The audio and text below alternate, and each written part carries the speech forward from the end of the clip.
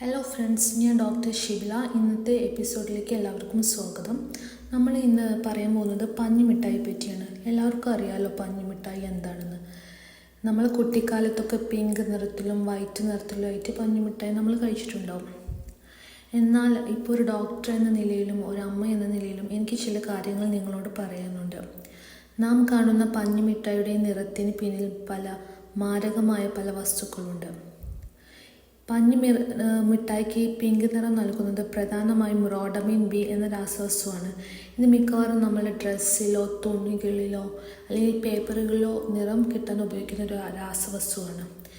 ഇതുപോലുള്ള മാരക രാസവസ്തുക്കൾ നമ്മൾ കഴിക്കുന്നത് വഴി നമുക്ക് പല വിധത്തിലുള്ള ക്യാൻസർ ഉണ്ടാകാൻ ചാൻസ് ഉണ്ട്. പലപ്പോഴും വഴിയോരങ്ങളിലാണ് നമ്മളിത് കണ്ടുവരുന്നത്. യാതൊരു സുരക്ഷാ മാനദണ്ഡവും ഇല്ലാതാണ് ഇത് വിൽക്കുന്നത്. അതുമാത്രമല്ല, ഇതിൽ അടങ്ങിയിരിക്കുന്ന കൃത്രിമമായ മധുരം നമ്മുടെ കുട്ടികളിലെ പ്രതിരോധശേഷി നന്നായി കുറക്കും. കുട്ടികൾക്ക് മധുരം ഇഷ്ടമാണ്, എന്നാൽ അത്തരം നിറമുള്ള വിഷങ്ങളിലൂടെ നൽകരുത്. പകരം നിങ്ങൾക്ക് വീട്ടിലുണ്ടാക്കിയ ശർക്കര, പഴങ്ങളോ ഉപയോഗിച്ചിട്ട് കുട്ടികൾക്ക് വ്യത്യസ്ത മിഠായികൾ ഉണ്ടാക്കി കൊടുക്കാം. പുറത്തു പോകുമ്പോൾ തീർച്ചയായും കുട്ടികൾ ഇത്തരം മിഠായിക്ക് വേണ്ടി വാശി പിടിക്കും. പക്ഷേ അവരോട് കാര്യം പറഞ്ഞ് മനസ്സിലാക്കുകയാണ് വേണ്ടത്. കുഞ്ഞുങ്ങളുടെ ആരോഗ്യം നമ്മുടെ കൈകളിലാണ്. ഈ അറിവ് മറ്റുള്ള മാതാപിതാക്കൾക്കും എത്തിക്കുക.